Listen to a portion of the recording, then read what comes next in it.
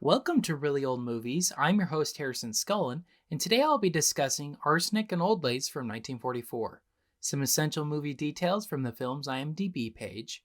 On stage, Boris Karloff played the monstrous Jonathan Brewster.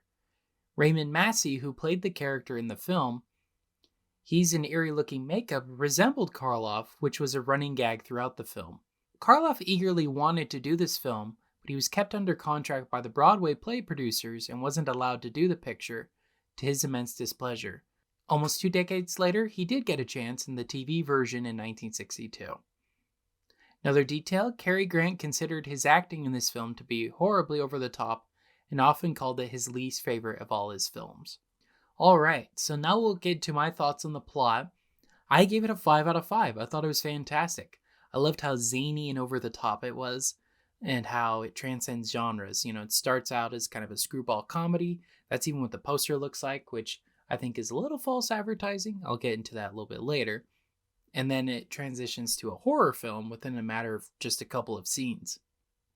You know, it's a very weird and unique storyline, which I think adds to the charm of it.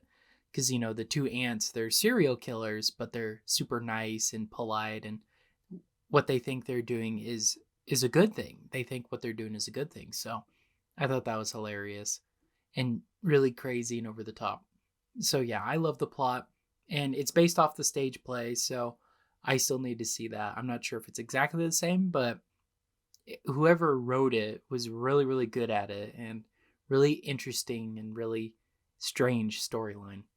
So that's why I gave the plot a 5 out of 5.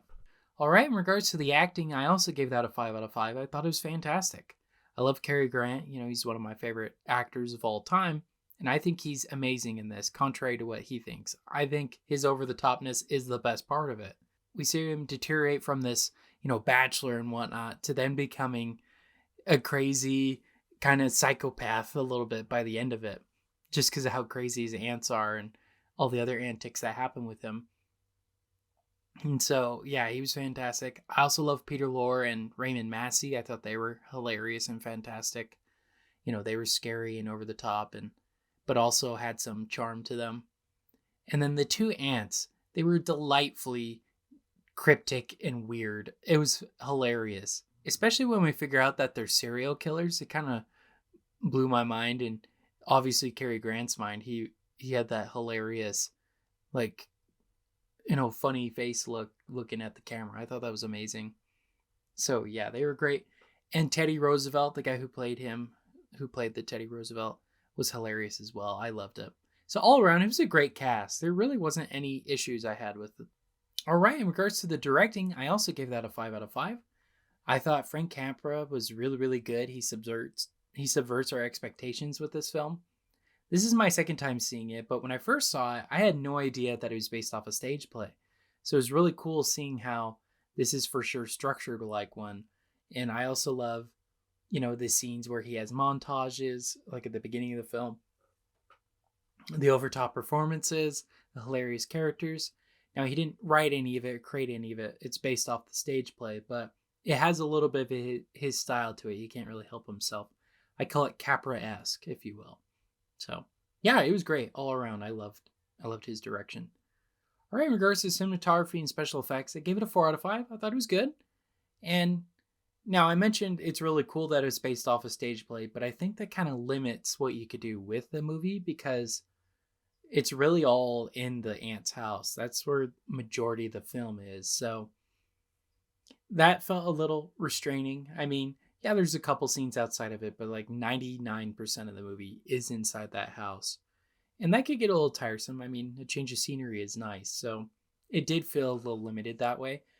But nevertheless, even in the scenes that are in the house. There are some that are actually really interesting and really scary, like when Jonathan and Dr. Einstein are in the basement, right? That was really interesting. And the use of lighting was really interesting too. So, yeah, all around, I thought it was great. All right, in regards to music, I also gave it a 4 out of 5. I thought it was good, but it's really only the beginning and a little bit at the end. Now, I do think it didn't need music the whole movie because that would have been a little distracting. But there are some scenes in it that do have music, like with Dr. Einstein and Johnny. Those are a little more intense, right? But I wish there was a little bit more, just a little bit more. It's not that prevalent. When I watch a movie like this, I kind of want some music to it, right? There's like hardly any at all. But the music that is there is not bad. It's not terrible. So tallying it all up, that brings my letterbox score to a 4.6 out of 5, which I'm rounding to a 5 out of 5. So would I recommend this movie? Yes, I would. It's crazy. It's all over the place. It's absolutely wacky, but it's really fun and entertaining. So I highly recommend this movie. The first time I saw it on Blu-ray from the Criterion Collection.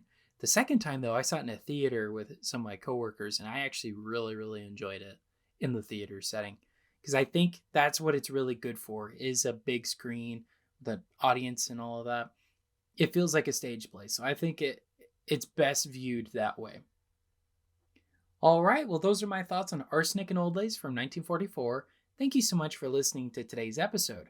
Make sure to follow me on Instagram and Facebook at Really Old Movies, where I discuss details about the week's particular film. New podcast episodes are released Saturdays at 8 p.m. Pacific Standard Time on Apple Podcasts, Spotify, and YouTube. All right, thank you so much. This has been Really Old Movies. I'm your host, Harrison Scullin. Take care.